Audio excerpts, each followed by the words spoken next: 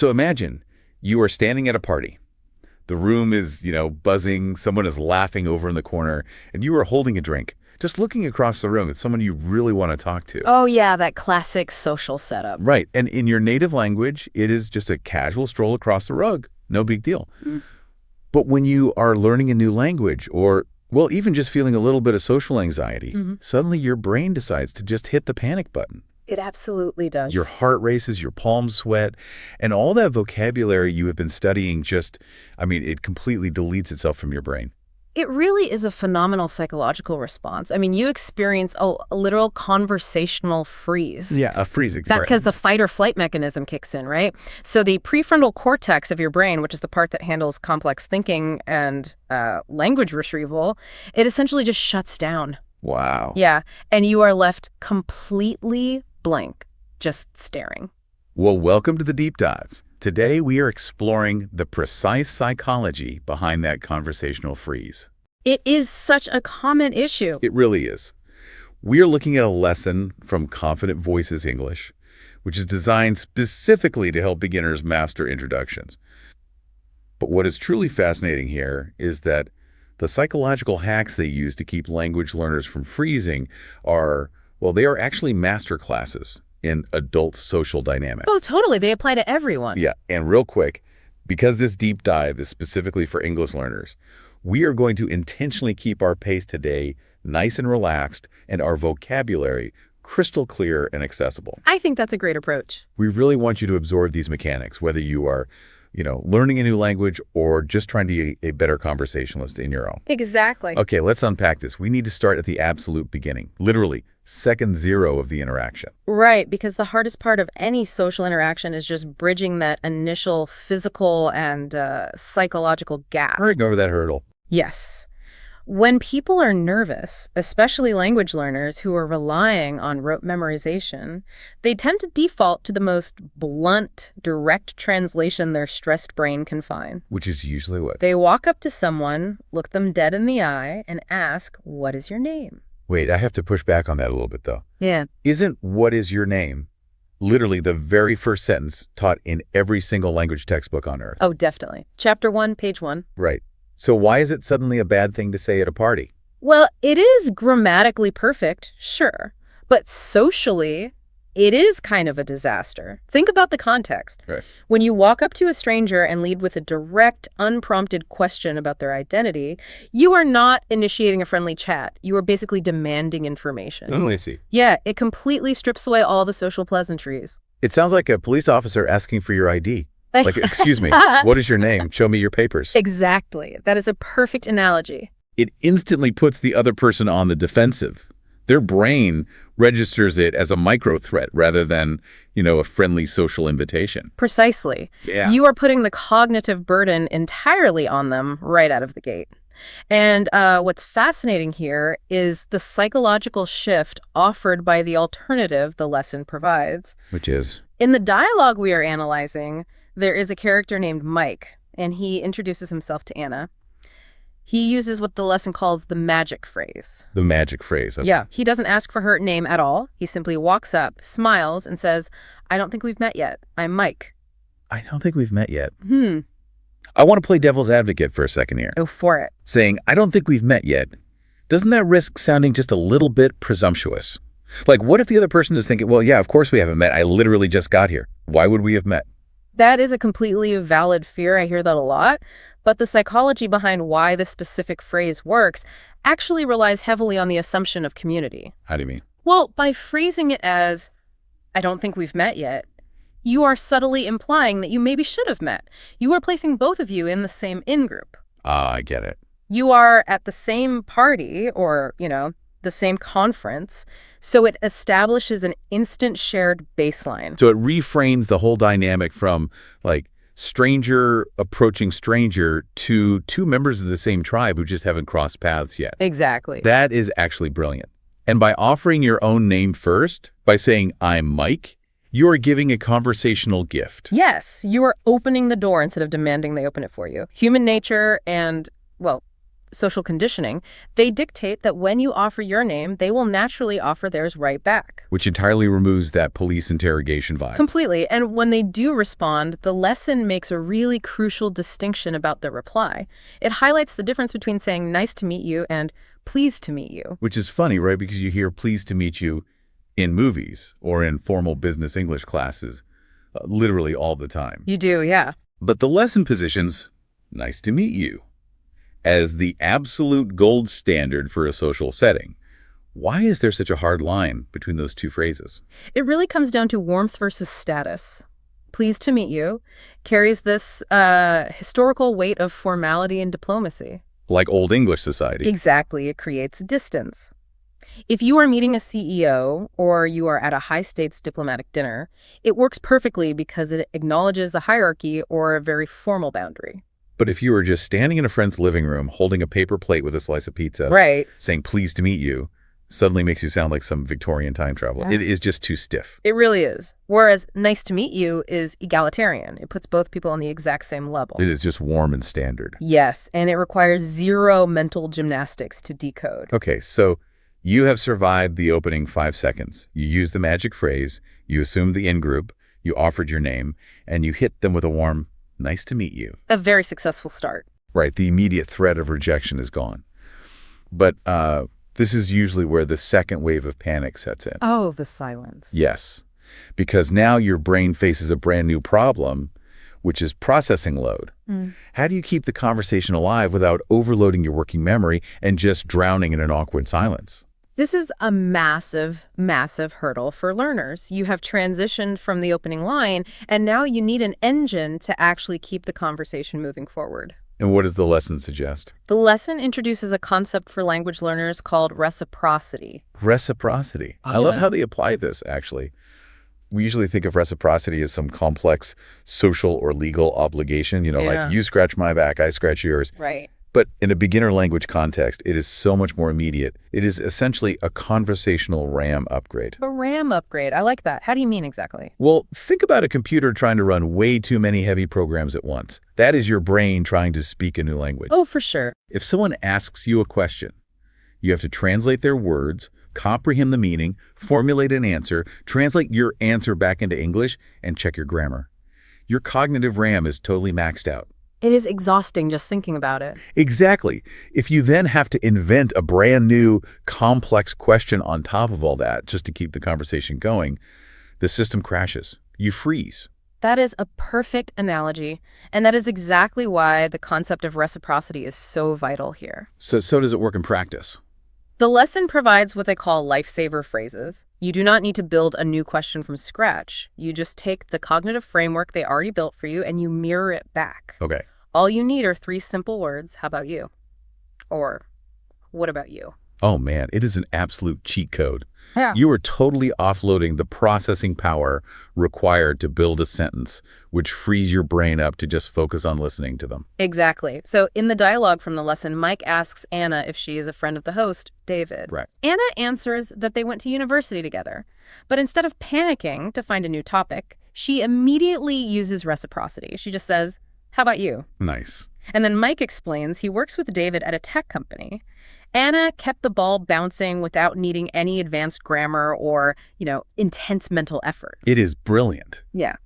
But when it is time to actually introduce a new topic, the lesson gives advice that directly contradicts almost every beginner language class I have ever seen. Oh, you mean the job question? Yes, it strongly suggests avoiding the classic question, what is your job? Right, which feels totally counterintuitive because teachers drill profession vocabulary into students literally from day one. You learn how to say doctor, teacher, engineer. Exactly. So why avoid it? Again, we have to look at the cultural and psychological implications.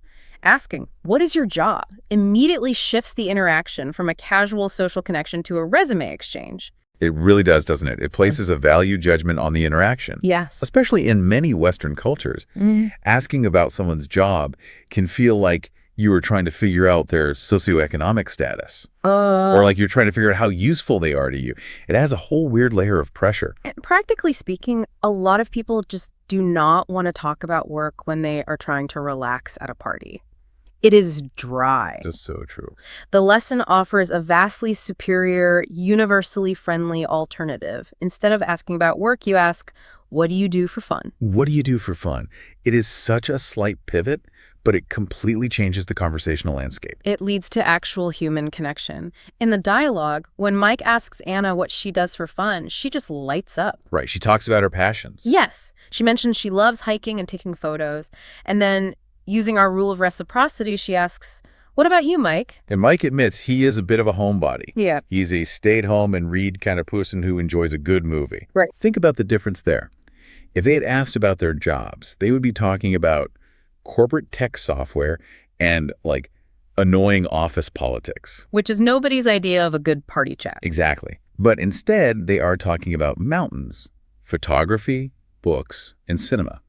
They are sharing a piece of their actual identities. You are tapping into positive emotional reserves. When people talk about what they love, their body language actually relaxes, their facial expressions soften, and they naturally become much more engaging to talk to.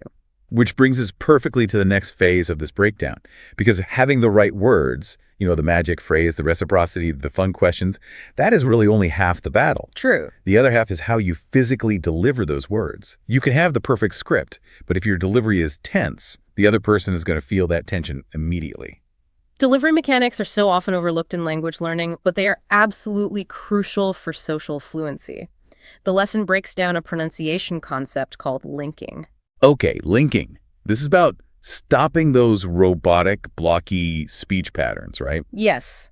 When we learn a language from a page, our brains process the words as separate individual units. Because we see the spaces. Exactly. We literally see the spaces between the words. So beginners tend to speak with micro pauses. They say, nice, meet you. Like a robot. Like a robot. But human speech doesn't actually work like that. Native speakers glide through those spaces. They link the ending consonant of one word right into the starting vowel of the next. So instead of 4 separate rigid blocks, it becomes one continuous wave of sound, like nice to meet you. Exactly. Nice to meet you. It physically softens the edges of the sentence. And psychologically, smooth speech signals confidence and relaxation to the listener's brain. Even if you are only using very beginner-level vocabulary. Precisely. It is all about the flow. Speaking of signaling relaxation, the lesson brings up a physiological trick that I am honestly obsessed with because it is so incredibly simple but so profoundly effective. Smiling. It sounds like a cheesy motivational poster cliche, doesn't it? Just smile. It totally does. But there is hard physiological science behind it, isn't there? There is. When you are nervous, your facial muscles tighten up, which actually constricts your airway and your vocal cords. Oh, wow. But the physical act of smiling actually changes the physical shape of your vocal tract. So it literally changes the acoustic properties of your voice. Like you can actually hear a smile. You absolutely can. Try saying a sentence with a tense, flat face and then say the exact same sentence with a wide smile. The smile naturally lifts the soft palate, it raises the pitch of your voice slightly, and it adds this resonant warmth. That is fascinating. Your brain naturally associates that specific acoustic frequency with friendliness. So even if your grammar is flawed, a smiling voice makes your English sound naturally inviting. Because it bypasses the language center of the listener's brain and speaks directly to their emotional center. Exactly. It is a biological hack. Here's where it gets really interesting, though. We have talked about how to start the conversation and how to keep it going. But the lesson introduces a concept that I think is the ultimate pressure release valve for anyone with social anxiety. Oh, the rule about brevity. Yes, is the keep it short rule or the 60-second rule. This is vital because when we are nervous, we tend to overcompensate. We feel like we need to keep talking to prove we are friendly or, to prove our language skills. Right. So we start rambling. We really do. You ask someone how they know the host, and suddenly they are giving you a deeply detailed history of their childhood pets, their current commute, and their opinions on local zoning laws. It becomes a hostage situation. It really does. It is awful. The lesson emphasizes that a successful introduction does not need to be a long, drawn-out affair. Mike and Anna's entire conversation in the dialogue took about 60 seconds. Wow, just 1 minute. And neurologically, there is a reason this works so well. It is tied to a psychological concept called the peak-end rule. Oh, Daniel Kahneman's theory. The idea that people don't remember an experience based on the total sum of every single minute, but rather they judge it based on the emotional peak and how it ends. Exactly. If you have a great, snappy 60-second exchange about a shared hobby, you have hit a conversational peak. Okay. If you politely exit the conversation right then, the other person's implicit memory of you is incredibly positive. But if you drag that same conversation out for another 5 minutes until you are both just staring at your shoes in awkward silence. Then that awkwardness becomes the N that they remember. So brevity is actually a strategic advantage here. It really is. The lesson provides a really clean formula for hitting that 60-second sweet spot. You just need to exchange 3 pieces of information. Right, keep it simple. First, your name. Second, your connection to the place, like Anna saying she went to university with the host, or Mike saying he works at a tech company. And third, one hobby, which naturally flows from the "what do you do for fun" question. Name, connection, hobby. It is a perfectly compact, socially satisfying package. Once you have exchanged those 3 things, the social contract of the introduction is basically fulfilled. It is perfectly acceptable and actually recommended to gracefully excuse yourself. You just smile and say, "It was great meeting you. I'm going to go grab a drink." Exactly. Get out while the vibes are good. Okay, we have covered a massive amount of ground here today. We have analyzed the neuroscience of the freeze, the psychology of the magic phrase, the cognitive off-ramp of reciprocity, the acoustics of smiling, and the strategy of the 60-second rule. That is a solid toolkit. It is. But theory is completely useless unless it gets applied. So we are not going to just leave you with concepts today. We are going to do a simulated practice session together right now. This is the most important step. You have to move this information out of your analytical brain and into your physical muscle memory. Exactly. So wherever you are right now, if you're walking down the street, sitting at your desk, or, doing the dishes, I want you to vividly imagine a scene. Okay, picture it. You are walking into a friend's party. The lighting is warm. You can hear the low, comforting hum of upbeat music. You hear glasses clinking and people laughing. The perfect party atmosphere. You look across the room and you see someone standing near the snacks. You decide you are going to introduce yourself. You are walking over. Now pay attention to your body right now. Remember the physical mechanics we discussed. I want you to physically smile. Do it right now. Go ahead. Feel how that lifts your cheeks. Feel how it shifts your jaw and literally opens up your airway. Hold that smile. Keep that smile. We're going to use the magic phrase. Do not just think it. I want you to actually say it out loud with us right now. Ready? Hi, I don't think we've met yet. I'm Fran. And insert your name. Great. Just feeling those words in your mouth completely changes your posture, doesn't it? It really does. You're not interrogating, you are inviting. Now imagine they just smiled back and gave you their name. It's time for the linked response. Don't let your brain chop it into blocks. We are going to glide through the spaces. Make it one continuous, smooth wave of sound. Ready? Nice to meet you. You just completely bypass the awkward phase. You are officially in the conversation. Feels good, right? The lesson actually leaves learners with a weekly challenge, and we want to pass that exact challenge on to you today. Yes, the challenge is to take this simulation to a mirror. Find a quiet moment today, look yourself in the eye, smile, and practice this exact sequence. Out loud. Out loud. Say, "Hi, I don't think we've met yet. I'm Ash." And practice the linking. Nice to meet you. Do it until it feels completely automatic. You want to practice it until it feels like a favorite song you know by heart. Because when those words are locked into your muscle memory, it really doesn't matter if your prefrontal cortex panics. Exactly. Your body will know exactly what to do. It just becomes a reflex. You are no longer translating, you are just behaving. That's the goal. So what does this all mean? Let's quickly recap the core social tools we have armed you with today. First, we are officially retiring the police interrogation. Yes, please. No more walking up to people and demanding to know their name. Instead, we are using the magic phrase, "I don't think we've met yet," to instantly establish a shared community. And we are protecting our cognitive RAM by utilizing the power of reciprocity. We don't need to invent brilliant new topics on the fly. We just bounce the energy back with a simple, "How about you?" We are upgrading our small talk by avoiding the dry, judgmental resume exchange of, "What is your job?" and instead asking, "What do you do for fun?" A much better question. We are physically linking our words so our speech flows naturally. We are utilizing the acoustic power of a smile to signal warmth. And finally, we are strictly enforcing the 60-second rule. Name, connection, hobby, and a graceful, confident exit. Perfect. If we connect this to the bigger picture, this raises a really important question. This source material was designed specifically as a functional toolkit for beginners learning English. Right. But when you strip away the language barrier entirely, aren't these tips just universally profound social advice? Oh, without a doubt. I know plenty of native speakers who desperately need a refresher on every single one of these points. Right. It makes you wonder, what if the next time you meet someone, even in your native language, you consciously choose to skip the tired, standard questions about what they do for a living? Yeah. What if you actively try to uncover what they do for fun? What if you rely on the simple, pressure-free formula of name, connection, and hobby, rather than feeling obligated to overcomplicate the interaction? It is a great experiment to try. Could mastering the mechanics of beginner English actually make you a dramatically more engaging, charismatic conversationalist in every single language you speak? That is a phenomenal point to walk away with. The mechanics of genuine human connection are completely universal no matter what vocabulary you happen to be using to get there. Very well said.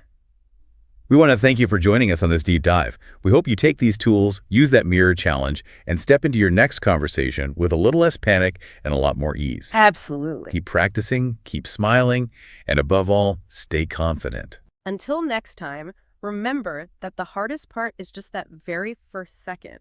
Once you are past the introduction, you already know how to swim.